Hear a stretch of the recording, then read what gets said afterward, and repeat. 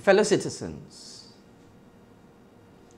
on Friday, the 27th of May, 2022, Wendy Phipps, who is one of a handful of officials in the illegal cabinet of St. Kitts and Nevis, spoke to the media and deliberately lied and misrepresented the current situation at the St. Christopher Air and Seaports Authority, SCASPA. She also used the occasion to cast aspersions against the hard-working private citizens who gave their time and expertise to serve on the board of directors and attempted to malign the professional reputation of senior management of SCASPA. Her attack on the integrity was uncalled for and misguided. Since her address, many have questioned her motives and have expressed shock and horror that someone whom they thought possessed the right morals and ethics allowed herself to be used by her boss, Dr. Timothy Harris, to spread innuendos and boldly lie to the nation and the country at large. Ms. Phipps used the state media ZIZ and social media to mislead citizens, giving the impression that something was wrong at SCASPA, even though she is aware that the Port Authority is emerging from the many challenges of COVID-19 into a stronger position. Ms. Phipps looked into the lenses of the television cameras and into the eyes of Kittitians and Nevisians, and without regard for her own integrity, she lied over and over again, even though she has the true facts about SCASPA. Therefore, as the former minister responsible for SCASPA, I have taken on the duty to present the true facts to the public and to expose the lies that were peddled. Here is the true picture. Firstly, let's look at SCASPA's financial performance. For the first 4 months of 2022, that is, the period of the 1st January to the 30th of April, the St. Christopher Air and Seaports Authority, SCASPA, recorded a profit. Yes, SCASPA was in the black at the end of April this year. For this first quarter, SCASPA's profit was $423,933. This is quite a remarkable achievement for an entity that was so badly bruised by consistent losses over the last 2 years due to the COVID-19. These are not my personal opinions. These are the facts that can be verified, and Ms. Phipps should have known better, and in fact she did know better, but instead she preferred to lie to the nation. Now let us look back for a moment on the tough years of 2020 and 2021 during the height of the COVID-19. These 2 years, when companies across St. Kitts and Nevis were closing their doors left, right, and center. Employees in the private sector were losing their jobs, and thousands more were made redundant. COVID-19 was ravishing the world with millions of infections, and hundreds of thousands of people were dying. Here in St. Kitts and Nevis, our nation was terrified about the increases in COVID-19 cases, and in 2021, the death toll started. During that period, SCASPA, just like this federal government and private companies, had to find ways to mitigate the financial challenges that resulted from the closure of our air and our seaports. Despite these difficult times, not 1 cent was given to SCASPA from the federal government to cover its monthly operating expenses.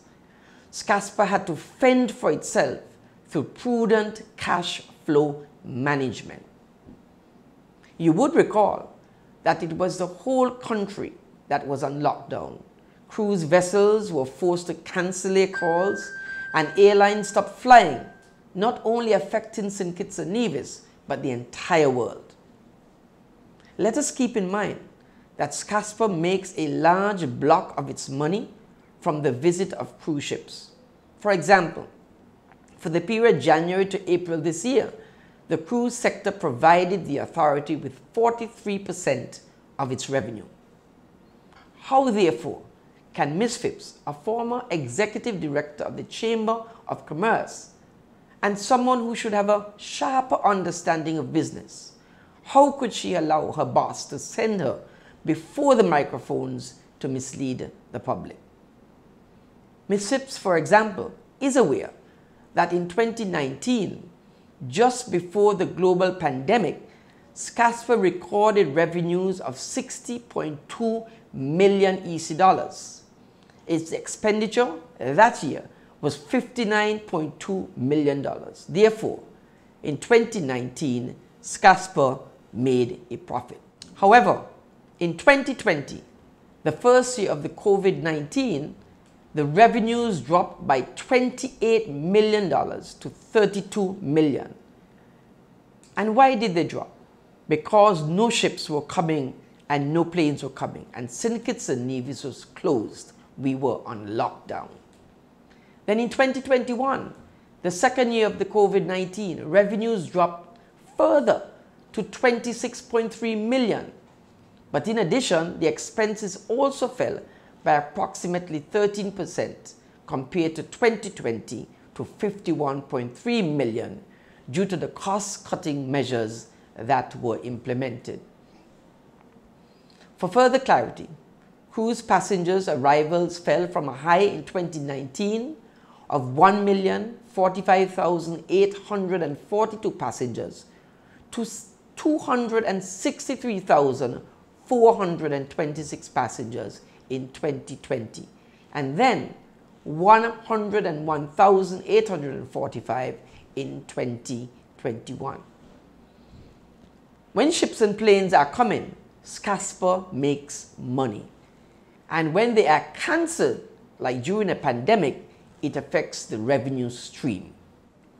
Despite the tough consequences of the pandemic, SCASPA kept its workers employed so that they could provide for their families. Staff allowances were reduced or discounted, and management and board took a 10% pay cut.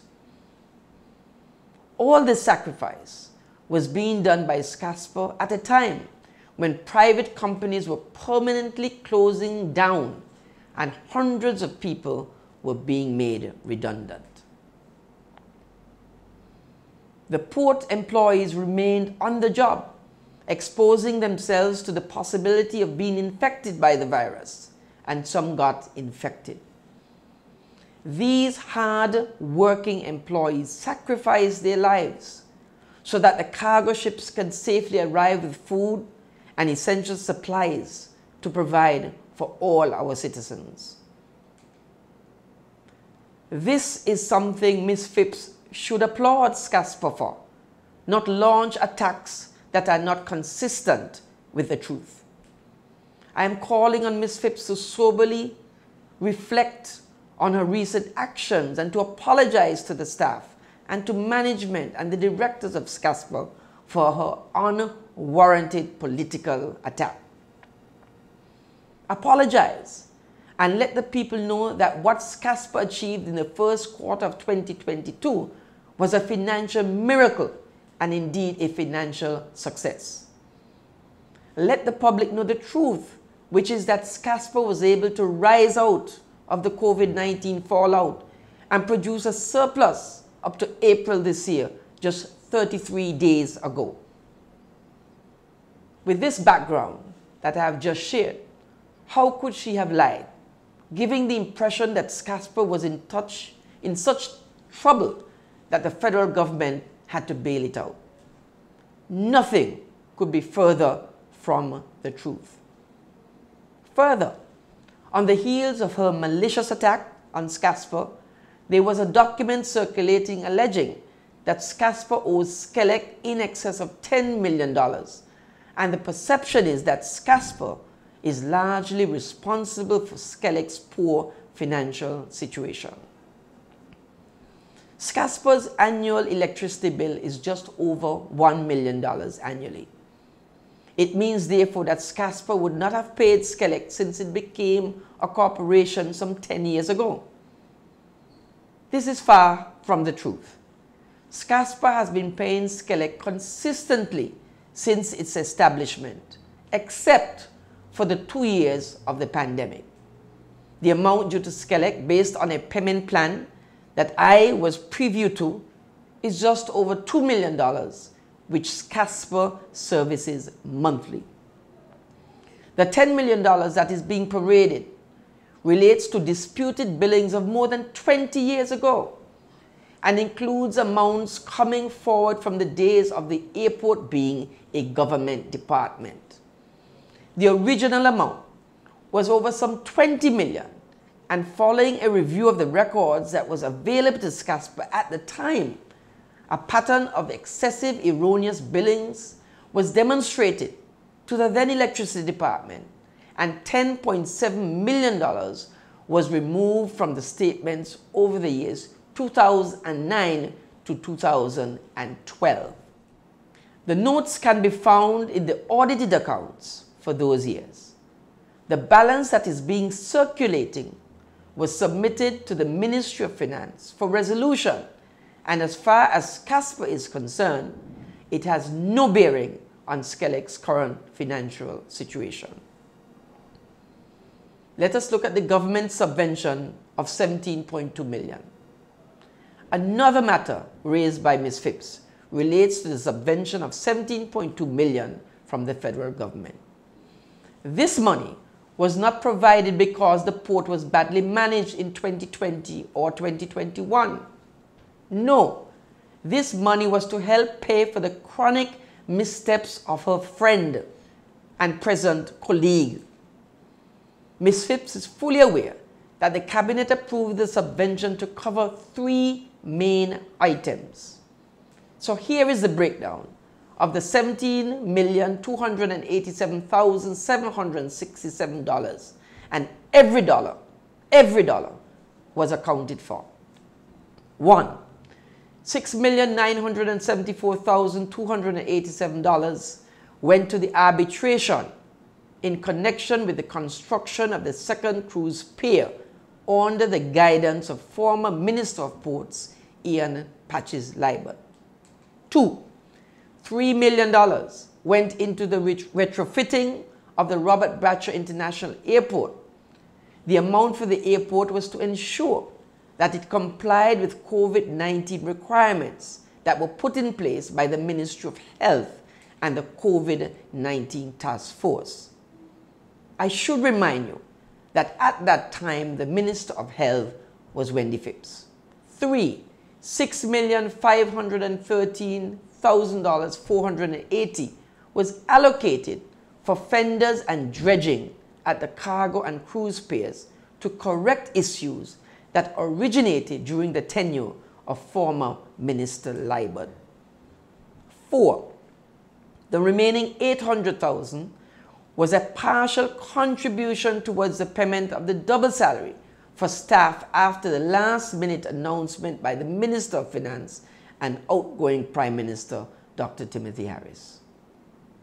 It is also important to note that through the mishandling of SCASPA by the former minister, SCASPA had to pay over 15 million EC dollars in costs associated with the legal entanglements of the second cruise pier.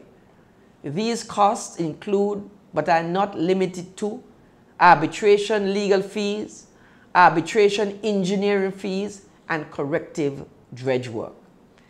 The $17.2 million was approved by the Ministry of Finance and Cabinet and allocated for the 3 specific purposes only.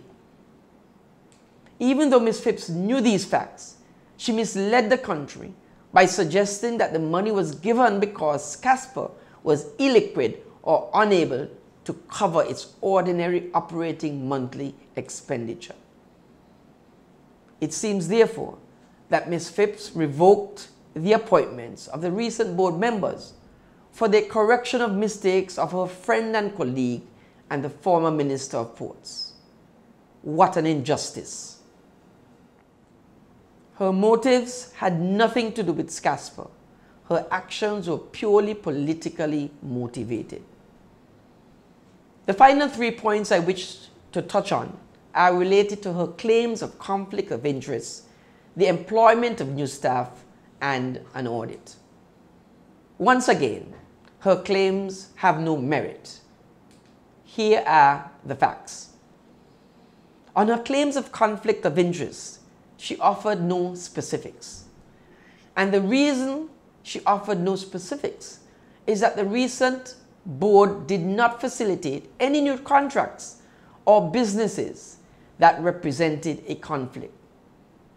Thus, unless she makes a specific charge, there isn't anything to say on that particular matter. It was claimed that 67 newly hired persons were being paid significantly more than other employees. What she did not say is that the average salary for these persons is EC $2,487 per month. This is what Ms. Phipps calls exorbitant. Ms. Phipps must also be aware that of the 67 new hires, 27 were for security. These hires were as a result of the recommendations from security management to be compliant with international standards and was part of a comprehensive plan to revitalize the security department. In fact, TSA conducted an audit in April of 2022, and I am proud to say that during the brief in which the then Minister of Civil Aviation, Mark Brantley, was present, TSA commended SCASPA and the government for the marked improvement in the quantity and quality of security staff at the airport, as this was a major deficiency identified during the previous audit. What Wendy Phipps should have explained is that unlike in previous years, and as part of the revamping of the security department, all new security officers are now required to have a minimum of 4 CXC subject passes, including English, and must undergo and pass the maritime security, aviation security, and port constabulary training programs before they are confirmed as employees. These are the officers who have been given a slightly higher salary compared to others without the 4 subjects and all the requisite training. Therefore, $2,500 per month does not create a national emergency on the payroll. The plan of SCASPA is to have the existing officers trained and brought up to the required standards and pay scale within a 6-month period. Come on, Ms. Phipps. How could new security officers getting less than $2,500 per month be too much? Also included in that 67 number are 13 support operation officers. These officers were on staff as temporary workers during the December 2021 busy period and stayed on past 3 months to augment the pre-clearance procedure that was instituted by the Customs Department. Those officers were made permanent to support this process and included on the list of new hires in 2022. 4 officers were attached to Air Traffic Services Division, as this area was and still is inadequately staffed based on international requirements. 2 marine pilots hired to replace the 2 that were separated from the authority late 2021. A chief mechanic, as the existing officer, has reached retirement, and the remainder was custodial, cleaning staff and customer service ambassadors for the airport. These 67 new hires are from the length and breadth of St. Kitts, every village, every town. She also stated that SCASPA would be subject to an audit as if to suggest that gross mismanagement of the financial resources of the organization. I wish to let the public know that SCASPA's books are audited yearly by external auditors. All audited reports up to 2020 can be found on SCASPA's website, and the 2021 accounts are currently being audited by independent external auditors. As I conclude, let me say that I was and remain alarmed that the government official could have used prime time and state media to embarrass the former board members and carry out a political hatchet job on behalf of her boss and close friend. Many have asked, how could Wendy Phipps allow herself to be an agent of deceit for our outgoing Prime Minister? She did all this even though she knew that she was pocketing $27,000 to serve on the COVID-19 task force, even though she was already being paid by the government over $13,000 per month as a Minister of Government and received her December double salary. This is the same Wendy Phipps who thinks that $2,500 is an exorbitant rate of pay for security workers with 4 subjects and who underwent and passed the required training. Also noteworthy is that Wendy Phipps revoked the appointment of 4 board members, and subsequently 3 others have resigned.